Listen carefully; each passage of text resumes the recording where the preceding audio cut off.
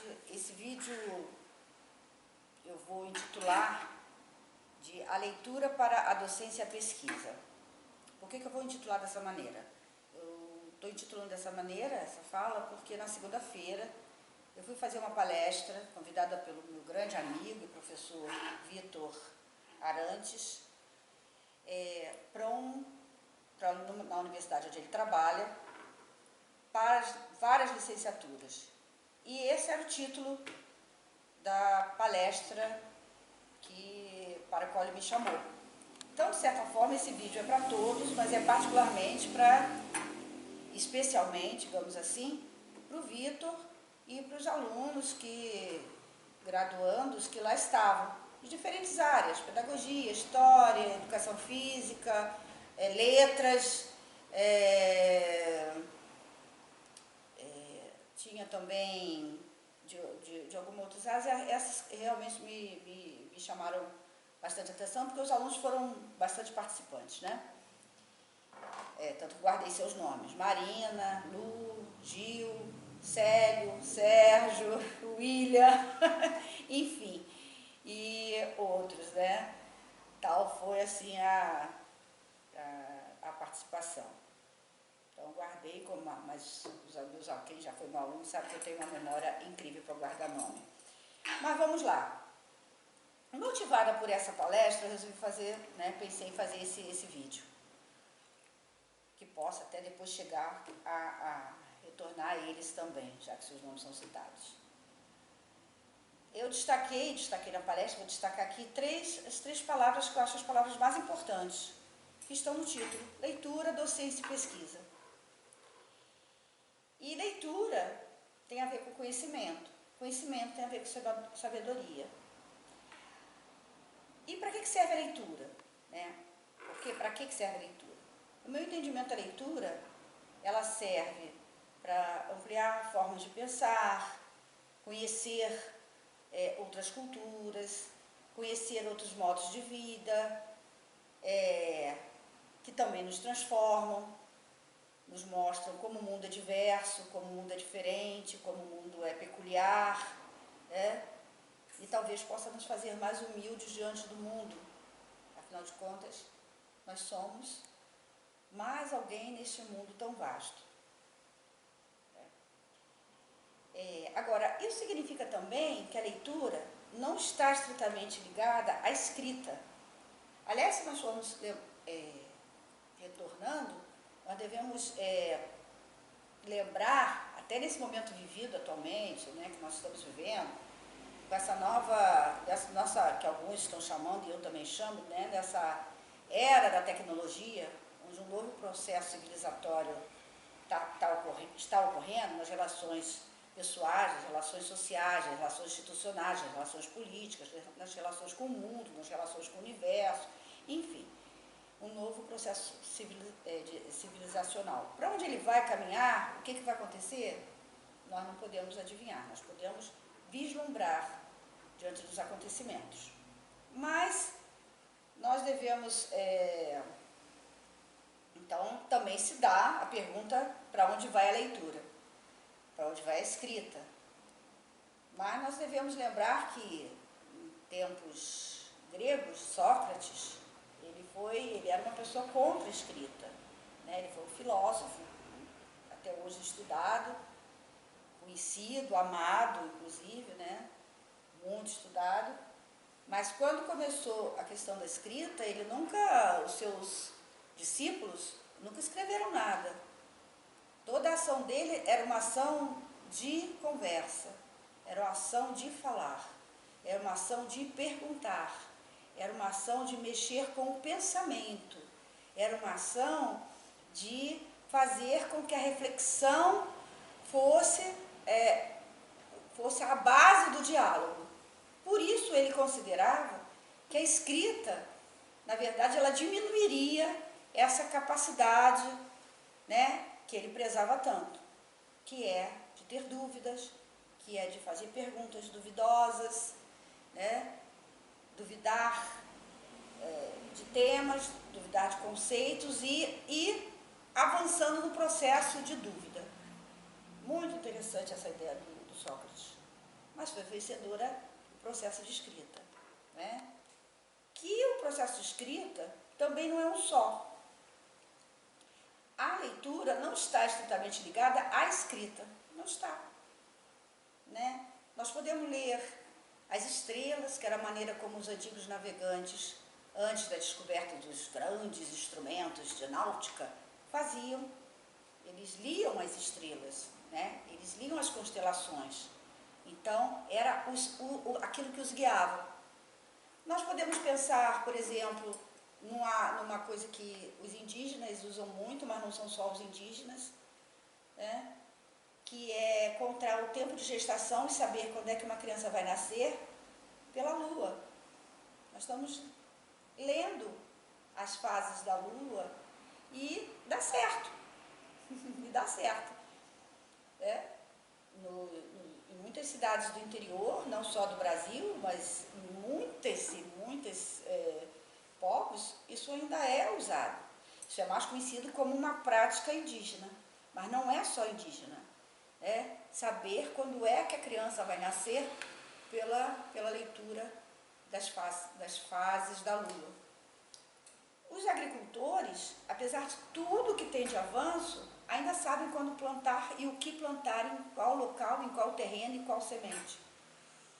E sabe quando nascerá, né? Um bom jardineiro, ele sabe perfeitamente qual é o período de poda. Isso é a leitura do quê? Da natureza. Ele está lendo a natureza. Então, necessariamente não está ligado à escrita. Nas culturas que têm a tradição oral, a sua própria história é passada oralmente. Não tem escrita, mas tem leitura. A leitura do quê? A leitura até dos corpos. A leitura de cada um, né? A leitura de quem é cada um naquele grupo social. E então, nós devemos estar abertos para a beleza da leitura. Como exemplo, na segunda-feira eu dei o exemplo do Mia Couto. Mia Couto é um poeta, um cronista, que hoje está aí, poucos desconhecem o Mia Couto, né? Lança livros, fala belamente, tem uma voz mansa, ao mesmo tempo é muito firme nas suas posições, tem fotos belíssimas, né? E ele é um moçambicano, ele é de Moçambique, né? E ele diz que ele é um africano que é branco, né? Um biólogo que é poeta e um ateu que, de vez em quando, olha e vê deuses. Ele não vê olhando, né? Ele conhece, já que ele percorre a África. E tem uma coisa que eu acho muito bonita nele, diz, que ele fala sobre a leitura. E aí ele fala sobre o alfabeto, o alfabetizado e o analfabeto. Ele diz, eu ando por lugares onde o alfabetizado sou eu sou o poeta. Né? Tenho livros escritos, então eu tenho escrita. E ando por lugares onde não tem escrita. E ali, naqueles lugares, na verdade, eles têm uma cultura tão bonita, tão vasta que eu desconheço, que o analfabeto sou eu, que sei escrever. Né? E eles são aqueles que me ensinam. Isso é lindo. Isso é Mia Couto. Ah, isso é só um poeta? Não, isso é para a gente pensar. Pensar quando encontra um outro que não tenha passado no mundo ocidental por aquilo que chamamos de instituição escola, nas suas mais diferentes facetas. Nós devemos sempre pensar nisso, né? Isso nos faz pensar. Guimarães Rosa, para escrever o seu livro, que eu considero, né, uma beleza, Grandes Sertões Vereda, com quem que ele andou? Ele andou com tropeiros. Ele foi, o que são tropeiros? Levam o gado, né? De um lugar para outro, são os tropeiros. Ele foi um tropeiro. Ele acompanhou os tropeiros. E com eles conversava. Com eles aprendia. Quando eles diziam, hora de parar porque aquela nuvem está anunciando chuva. Ele adotava isso no caderninho que ele levava pendurado no pescoço com lápis. Era um hábito de Guimarães Rosa, né? Era a maneira que ele tinha. E ele foi conhecendo o que aqueles homens tropeiros conheciam tanto. E que sertão era aquele. Né? Porque Grandes Sertões Grande Sertão, 2 pontos, veredas. Tem 2 pontos no meio, né? Grande Sertão, veredas. Tem 2 pontos no meio. Porque são várias as veredas do sertão. Só quem conhece o sertão nordestino, de fato, pode saber o que são veredas. Eu uso isso como uma metáfora para a vida da gente. A gente, de vez em quando, entra em veredas. Veredas que a gente nem quer. E teve um tropeiro que ficou muito famoso, chamado Manuelzão, que tem um acervo, inclusive oral, muito bom na Universidade de Campinas. E ele sobrevive, né? Ele morre muito depois de Guimarães Rosa. E numa das suas últimas entrevistas, ele diz o seguinte: Rosa, que era assim que ele chamava Guimarães Rosa, Rosa era muito curioso, tudo ele queria saber, tudo ele perguntava, a gente falava para ele. Aí ele escrevia, ele anotava, um caderninho que ele levava pendurado sempre no pescoço, ele tinha muitos caderninhos. Isso é uma fala de Manuelzão, tá? Muitos caderninhos. E ele escrevia com lápis, que ele levava pendurado no pescoço, ele escrevia. Aí ele fala uma frase belíssima. E o que nós falávamos para ele. Talvez se nós tivéssemos escrito também, se nós também escrevêssemos, nós saberíamos um pouco mais de nós mesmos. Olha que bonito. Isso é a leitura e a escrita. O que tem a ver com a docência, com o ofício de mestre, como eu chamo? Tem a ver o seguinte: nós somos mediadores do conhecimento, não de todo o conhecimento construído ao longo da grande trajetória, das grandes veredas da humanidade. Não, isso é impossível no nosso tempo vivido. Mas nós podemos e devemos nos perguntarmos sempre se esse é o ofício que nós queremos e sermos desafiados por ele. Como Guimarães foi desafiado, como Miyakoto é desafiado, como tantas pessoas que nós conhecemos são desafiadas. Então, o grande desafio é responder se esse é o ofício que nós queremos e se esse é o que nós queremos fazer, se nós estamos dispostos a enfrentar os desafios, que entre os desafios é se atualizar em diferentes áreas do conhecimento. Eu sou uma historiadora e eu trouxe aqui um poeta que é um biólogo, e Guimarães Rosa, que é um dos nossos maiores escritores, né? E era um advogado. Então, qual é o ofício que nós queremos, pelo qual nos apaixonamos? Esse é o ofício do mestre, mostrar o deslumbramento que é a descoberta e os vários tipos de leitura. Quanto à pesquisa, a pesquisa para mim é um estado da arte, é como arte. Pesquisar é fazer arte, uma bela arte. Né? Isso é o cerne da pesquisa. E a pesquisa está muito além de fazer um trabalho monográfico, de um TCC.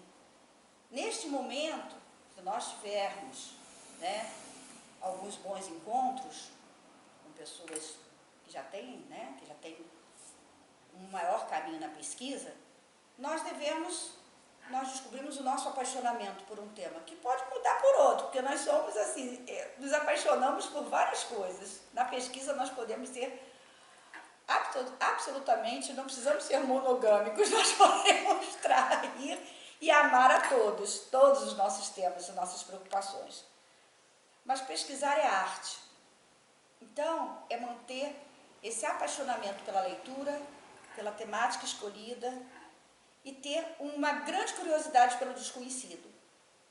Porque o grande barato, a grande questão da ciência e da pesquisa, em qualquer área de conhecimento, é as perguntas que nós fazemos ao nosso tema. As perguntas que nos levam a outros temas. Então, a pesquisa aqui nos leva a outros quadros artísticos que nós fazemos quando escrevemos. Isso se chama estilo de escrita. Né? Agora, que o amor pela pesquisa se dá desde sempre, se dá desde sempre. Talvez consolide na graduação, dependendo de com quem lidamos. E se complementa ao longo da vida. Não somente em busca de títulos. É um equívoco isso. Um grande equívoco. Né?